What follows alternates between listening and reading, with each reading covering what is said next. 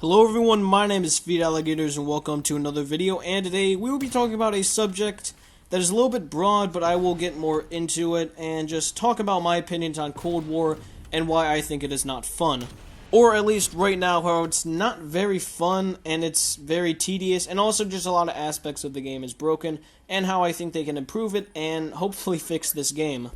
But before we get into that, make sure to subscribe to the channel to see more Call of Duty Black Ops Cold War content and Call of Duty Black Ops Cold War Zombies content. Now, when I talk about Call of Duty Black Ops Cold War not being fun, you probably think of a couple things that comes to your head, whether it be skill-based matchmaking, the lack of content, or the weapon balancing. And I will go over all of those and how I think they can be improved and why they are destroying the game right now. Now, first up on the list is something I've talked about a lot, probably too much, but I'm going to talk about it again. That is skill-based matchmaking.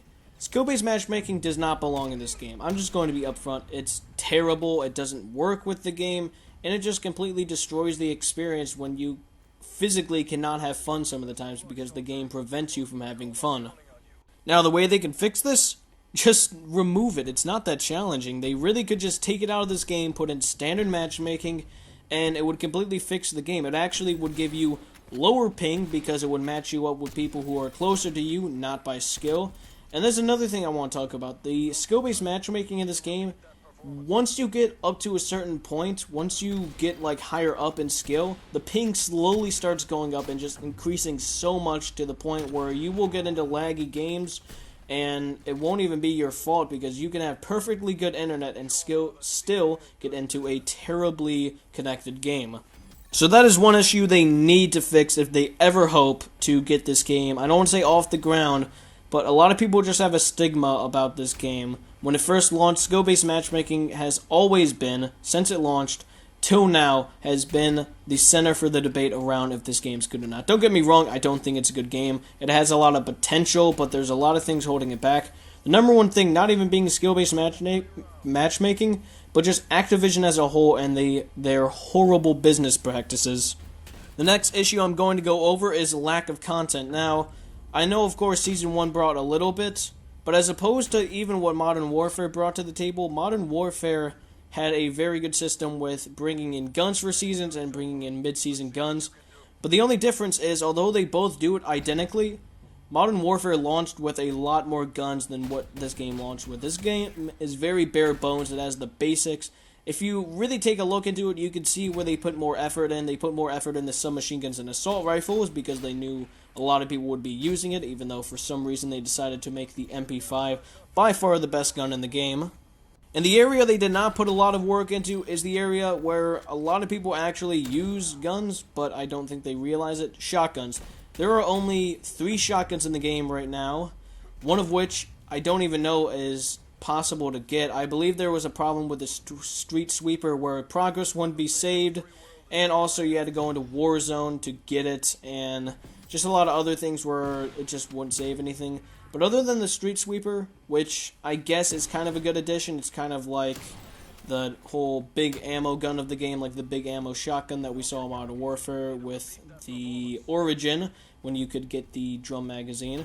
But the one thing is, there were only 2 other shotguns. The Hoover, which, let's be honest, unless you have the power barrel, really isn't that good because it does not have a lot of range. Even though it has a lot of power, it has no range, so it's pretty much useless.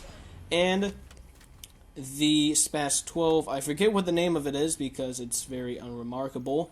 But the thing is, it just really isn't that good as opposed to what shotguns can be. It's never a one-shot kill if the enemy has full health, unless you have the big barrel, which gives you more damage, and they just nerfed that barrel for some reason, so I don't know what they're trying to do with shotgun balancing. Because once you get the damage barrel on the Spats, or not the Spats, yeah, that shotgun, it really is useless to use the Hoover, because the Hoover is only good for one-shot kills, and that's the main thing that a lot of people don't like about the semi-auto shotgun. But once you get the damage barrel, it's pretty much just the Hoover, except the Hoover has a slower fire rate and slightly more range. And this issue can be fixed just with more seasons being added. The problem is it'll take a while before we actually see a plethora of guns in this game. For now, it's just going to be very bare bones.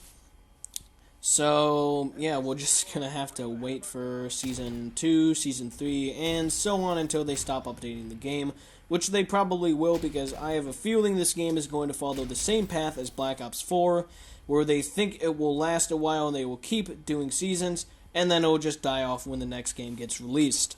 Another big issue I want to touch up on is the weapon balancing. It is abysmal in this game. They have just such backwards logic when it comes to certain guns. I mean, the MP5 really has not had any nerfs, even though it is clearly overpowered. I know a lot of people commented on my video saying, oh, the snipers aren't overpowered, they have a slow ADS speed and everything like that.